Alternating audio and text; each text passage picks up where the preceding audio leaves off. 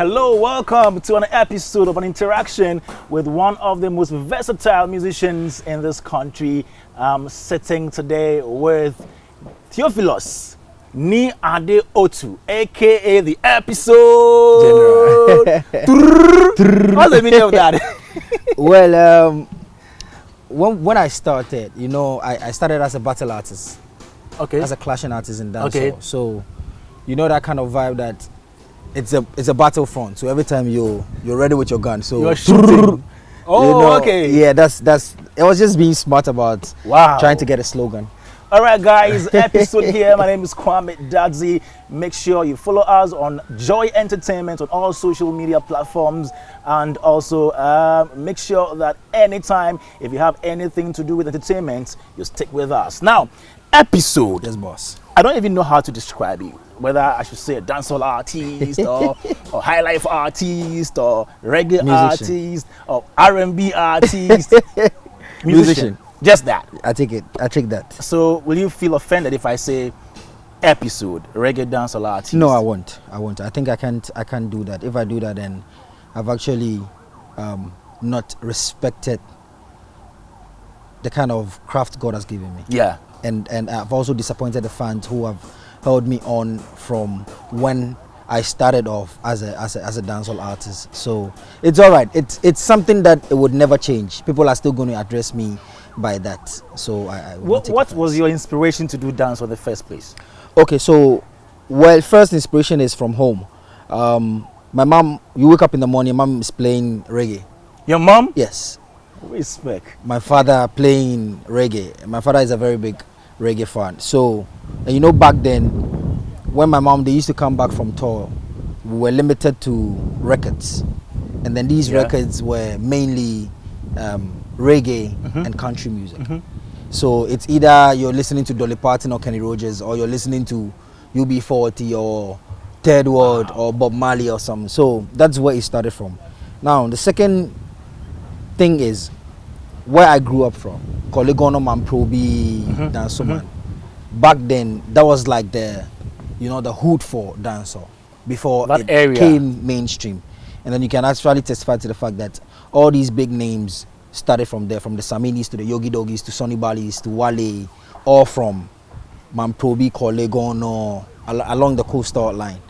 So when we also started, it was just natural that we fell in that line, and yeah, that's what I can say. It's interesting. So you didn't have any influences from maybe the typical Ga music, the Willamers, King Bruce? I had my mom played a little bit of that. My mom played Khalifi in Europe. That's a cultural troupe. She played Ibahi. She was a lead vocalist for Ibahi. Oh, your mom was a musician? Yes. Yeah, she still is a musician. She played a band by Mr. Ampofo of GBC. Oh, Tremu, that's called Tremu. Yes. Yes. Is it Charles Ampofo? Yeah, Charles Ampofo. Or the Charles? Yes. I don't know. I think it's Charles. I know. Yeah. Amanko Ampofo, exactly. That's my grand godfather. Wow. So, yeah. So that influence has always been there. I think I only adapted the reggae and the dancehall because of how vibrant it was around that time, and then also Charlie, I wouldn't say it was funny, but we chose that was the ish of a time. Exactly. You don't want to go play or try and the way what front to man there, you get me? So that's how come I chose the reggae or dancehall side. But my elder sister took my mom's lane. She has her own band right now in the US, cultural band. My younger brother, he's a producer, and then he has a band in Germany. Hey. So yeah. Music family. Yes. Wow. Yes. So growing up, when you decided to do reggae dancehall music, which artists were your models, if you like, both local and international? Well, there's this man called Zylo. Okay. He grew. Anybody who around Dansomanas at that time knows Zylo. Okay. His name is Cricket Soldier. Hey. And then Kombolo. who we all know, Kumbalo to the yes. king. I was one of the protege of Kumbalo, and still is actually. I linked up with him just last week. He's a great man. Yes. Yes, we actually, I adapted from so many artists, from YZ to Samini, to Wale, to all of them. But internationally, I grew up on Sizzla and K-Poting. Okay. Yes. Wow. Yeah. Would you say plying your trade in the reggae dancehall artist, dancehall category, yes, or genre, would you say it has been beneficial to you? Have you earned from it? Have you gotten money from it? Yes, yes, and I can't disrespect the fact that that is what has made me who I am today. You know, my first song till now, and one of the biggest song that dancehall lovers have loved from Ghana is Avatar. You can't dispute that fact. Yeah. You know, and that's like way back 2014, 2015. That's a bomb, man. You know, so I have anything I own today, anything that I think that Atia took it to a different level, but up to when Atia was released, and mind you, the original of Atia is even a reggae song. Yes. Exactly. So anything I own today, I owe to reggae and dancehall. Yes. So, talking about Atia, the Atia song. Yes. I've been thinking, this guy, has he always had the feeling to do high life music, or it just happened? And then because it happened, and then try to take it off from there. Yes, it took off. You decided to stay with that because, you know, everybody knows it to be reggae dancehall artists. Then all of a sudden, you do a song with Kwabena. I heard the reggae version first. Yes. And then the other one with Kwabena. Yes. I don't know if you would just experiment with something. And boom. Yes. It happened. Well, no. So I just want to know, would you say Atia is your breakthrough song? Is it your miracle song? Yes, it is.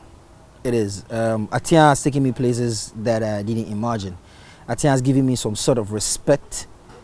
Atia has actually changed me from just a regular artist to a respectable brand. I'm saying that because when the song dropped, you have people in high stands appreciate the piece.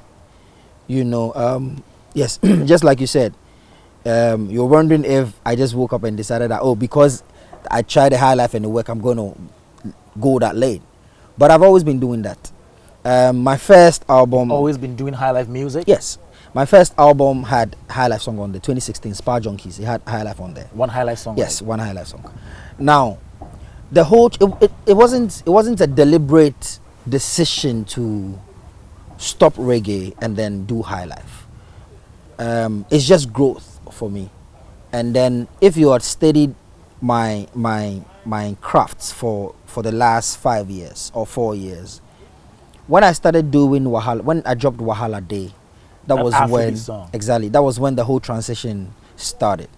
So after Wahala Day, then I dropped Minewa featuring Sarkodie, which is Afrobeat, but it has the high life basis in there. So for me, I've always wanted to head that direction, and then I started looping. You get me? And I wouldn't say that it's not possible to loop with dancehall, but it's more unique. It will be more appealing if you're able to do it with the African sound. Okay. And so that was actually what influenced Atia, because Atia I went to Kwabena and we were just experimenting and it worked. We didn't go to the studio, so what you watched is what was recorded right there. Interesting. Yes. Still here with Epixode, you know, the Truma himself. He's a musician, a reggae dancehall artist, a high life artist, and all that. Now, let me ask you something about your energy on stage. You know, I speak to a lot of artists, or some of them tell me that before they mount the stage, they need to take in something. They need to be influenced to get on stage. I see you on stage and I see the energy and I ask myself, this guy taking something, like you drink something. Do you take in some water or some water. some colored water or flavored water or something like that? Anybody who knows me, and this is not even for camera, anybody who knows me or anybody who has followed me over time knows that I've never even drunk before, I've never smoked before. Oh, And people might really? think I'm just speaking out this, and I can bet this on my mom. Oh, wow. You don't smoke? No, I've never smoked. I have no, it's not I don't. I have never tried it. Wow. I can bet it on I can swear on my mom. That's how deep it is. Not even Holy Ghost? No, I haven't. You know, and the reason is, Yeah. growing up, I wanted to be different. My dad is a businessman, and he used to work he works at the bank. You know, so the home was a bit strict. So aside being careful, what to bring home or how to get influenced by the outsiders, because I grew up in Abusoka in Mamprobi, you know, that's a bit rough. But I only decided to be different from anybody. And when I got to the stage where now I feel like, okay, I want to do it, there was no use. Wow. You know, So anybody it got who to a know point me. in time that you wanted to test or taste it. No, what I'm saying is, when it got to the stage where you feel like, okay, now peer pressure, you'll be influenced by that. I had already gone through that Did you phase. get influenced at the time? Any point I in don't think time? I'm one of the people who can be influenced by friends or peer pressure or anything. It never worked for me, because I've actually been around artists and Yeah. people who do it on a regular. Yeah. But it took me having a stronger mindset and knowing that that is not what we do at home, or that is not what my father wants. One, you understand, because the kind of respect the family commands. Yeah. I am not the one to actually dim it. I'm not the one to actually paint it black. I need to make sure that if I'm not adding up to it, I keep it the way it is. So these are some of the things, and I'm not amazed with who I am now, Wow. because I've always, now the question sometimes I ask myself, even before I work on records, is, will my 5-year-old daughter, 5 years to come, will she be proud to sit in the midst of her friends and play my music? These are some of the things that influence me as an artist when I'm composing, or when I'm painting, or when I'm doing anything that would actually sell the name out. Don't you feel odd when you are in the midst of these other artists that do things that you don't do? Don't you So feel the thing odd is, sometimes? sometimes I fake it. You did share yourself be like that. Sometimes I fake it. Yeah. Because sometimes you go there backstage and somebody go come, Charlie, you get raised laugh for this. Oh, the last one finish. Oh. You see, the reason is not to actually say that the people who do it are bad, but you see, from even a fan's perspective, they idolize you. They look at you in certain ways. They look at you as somebody who they can see themselves in. So when a fan is like that, and then maybe the fan approaches you and they say that, you know, they that things, I say, oh, no. You get what I'm saying? And people should understand that our personal lives are quite different from what they see on TV. Sure. So somebody might think that, okay, so as a dancehall artist, you definitely have to be in that thing. You need to be a drug head. You need to, you know, smoke and drink. But it was quite recently I noticed, I read that Bob Marley, Lucky Dube didn't even smoke, and that's nice. So some of us are actually examples that you can actually do it without Interesting. drugs. Which religion or religious sect do you identify with? Are you a Rastafarian? No. Are you a Christian? Are you? I grew up from a Christian home. I born, baptized, confirmed Anglican. But growing up, actually, when I became of age, I joined a charismatic church. But as at the moment, the truth of the matter is, I still have that Christian side. But I'm also trying to discover myself as to where I am now, as in Africa. You understand? I'm saying that because there's so much things that I am awakening to, which is actually influencing the kind of person I am. I pray, I meditate, I sage, and I don't think. What is that? So saging. Okay, so saging is actually, if I should just make it simple, it's just like, okay, with incense and stuff. That way. Is that what people say you chant like in local parlance? Okay, so it's quite different from that. But let's put it in that way. But it's just like using. So saging is actually normalizing the energies around. Because I personally believe that we thrive on energies. you would notice that you meet somebody and you don't know the person, but your energy, you don't like the person naturally. You might meet somebody too, and then it feels like you're really in tune with the person. It's energies, you know. So trying to discover myself, and these are all things that we are all learning with the chakras and the type of energies we use, the energies from the sun and then the moon and all of those things. Wow. Yes. You've learned all that. Yes. Have you learned anything about the Hindu religion? No, Hinduism, no. Buddhism? No, I haven't. And all I haven't. that. I'm still a Christian. Hare Krishna? No, I'm still a Christian. So when you are saging, Mhm. do you speak or communicate with spirits? Well, I won't call it spirits. Is it a Christian spirit that you communicate with or other spirits? Yes, I still pray to God. I still live by the Through Bible. I Jesus still read the Christ. Bible. Yes, but all I'm trying to say is, where the world is getting to, we need to actually sometimes know that it goes beyond just going to church and praying. You understand? It goes beyond that, because yes, God said He's everywhere. The body is the temple of Christ. So if I allow negative energies in, that means I'm allowing that kind of negative energy into the temple, which would not be beneficial to what I'm doing. And we should understand, music itself is a spirit. So saging is more or less like, just like you're saying, what are you speaking to? Personally, what I do is I can say, oh, I don't want any negative energy around me. I call for positive energy, and I pray that today will be a good day.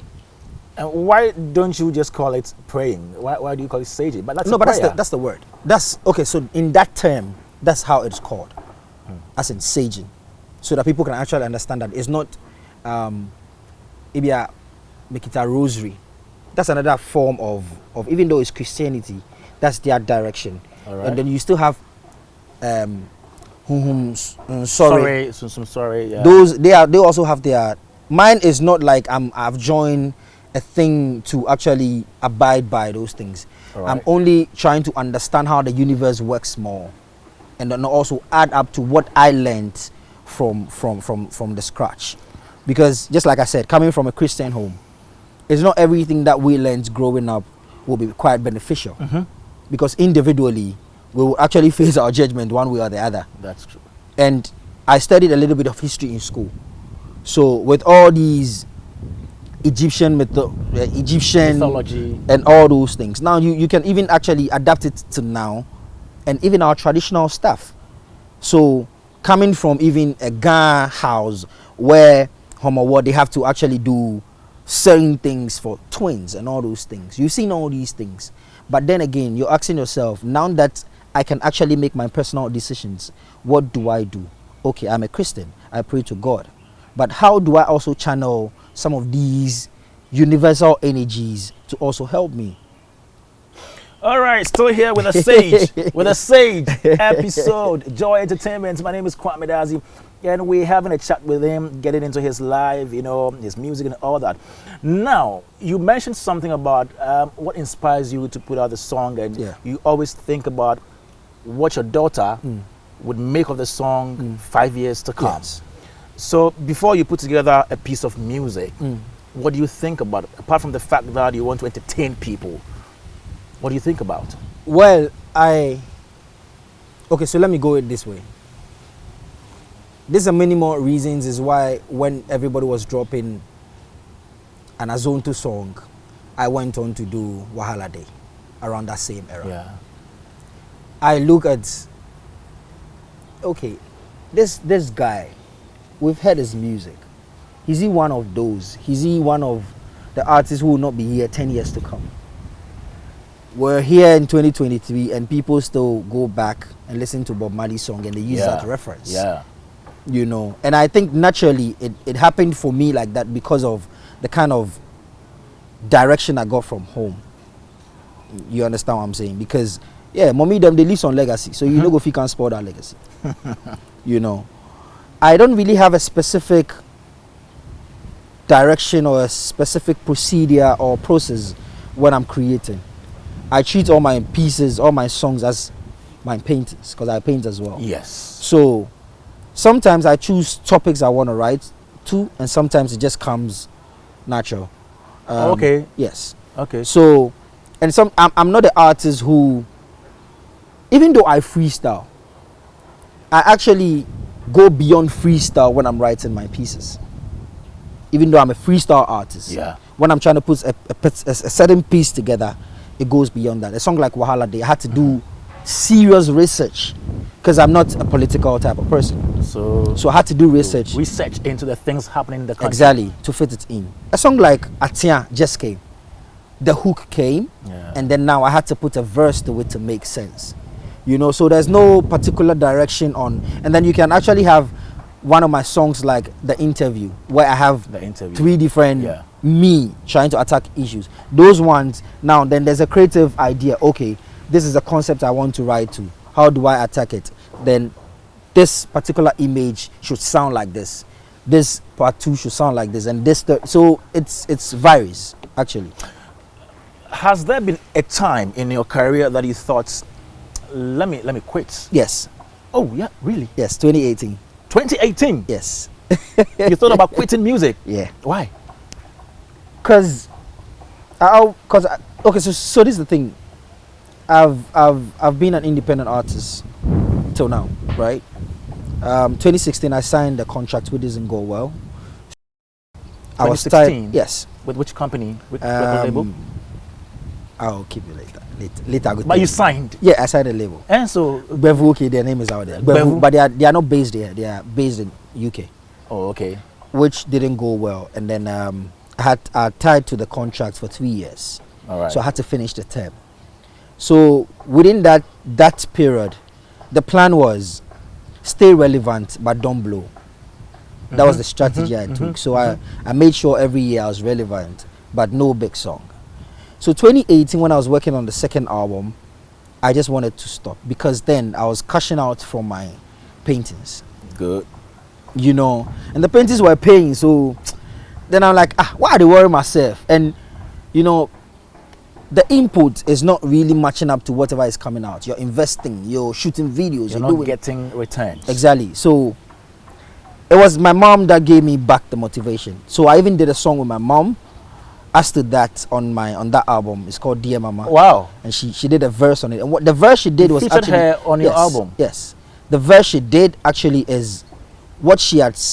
We had a call because she's not in Ghana, and I recorded what she said. So when I was working on the song, I had to put it in melodies for her to sing the same lyrics. Okay. You know, but 2018 was one of the rough years that I just did you know what, I'm not going to do it anymore. So what changed? So your mom's advice or Yes, message and then gave you that another thing to that encouragement? changed is I noticed that there are so many people that I was even looking up to All right. before I started. But as of 2018, the achievement, I noticed that I've actually gained something. And if I had to stop, it looks like I've killed so many people's talent, so many people's dream. Because in a particular span of years, you can barely name 15 dancehall artists, top, right? And it's just been fortunate. I've been fortunate that I've always been shortlisted to like one of the best 5 or something. So if I'm there, best 5, and somebody's looking at you that, oh Charlie, I want to be like Epixode, then you say you won't stop. That's another thing too that I was looking at. And naturally the love for the music. It wasn't even about the payment or anything. The love for what we do is one of the things that also keep us going, even though money will come like that. But you say when you record a song, say, hey, this song they be, you know, that kind of joy alone keeps you moving. But now the money they come now. Yeah, it come. Plenty. We're grateful that it's better than it used to be. What's the highest amount you've charged for a gig? Jeez, that one go hard. You know, go hard. It go hard. It go hard because you know our system.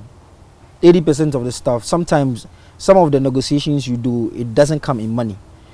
The relationships are even sometimes bigger than the money. So if I'm looking at it from that perspective, I'll say that I've actually gained more things that are even bigger than the monies that I have charged. Are you suggesting they don't pay you for all the gigs that you play? Oh, negotiations, since we dropped Atia, it's been far better than coming past through for me, because now they are putting respect to it that, oh, at least you have a team, at least you need to step out clean. You understand? So Like 10,000 for a gig? Oh, it pass. It pass. 20. Sometimes that's what I'm saying, that sometimes, like even with the media houses, I don't think it will be fair to go charge a media house a certain amount. So you do barter? Exactly. With airtime? Yes. I'm being real. That's with the media houses, but there are companies, other event companies that... Yes, and even with that, now let's say you, Bra Kwame, you're not in the media, but you happen to like Atia, and then you invite me for a thing. It's left with me and my team to actually decide, based on what you're giving us. Okay, I can't give you money, but I own this investment, or this or this or that, or I can actually introduce you to this. Or even when you look at some of the things, when you're called, you don't even want to request for money, because then you're looking at some kind of relationship you build with a person that is going to last decades, more than just that money. Okay. And mind you, some of us are not only cashing out from music. You're doing other things. Side business. Music. You know, I'm a painter, I'm an artist. I do videos, I do graphics. I have certain businesses that even is not even attributed to music, the Epixode brand. Okay. You know, so scanner and bow hakrana. You've done it when money no day.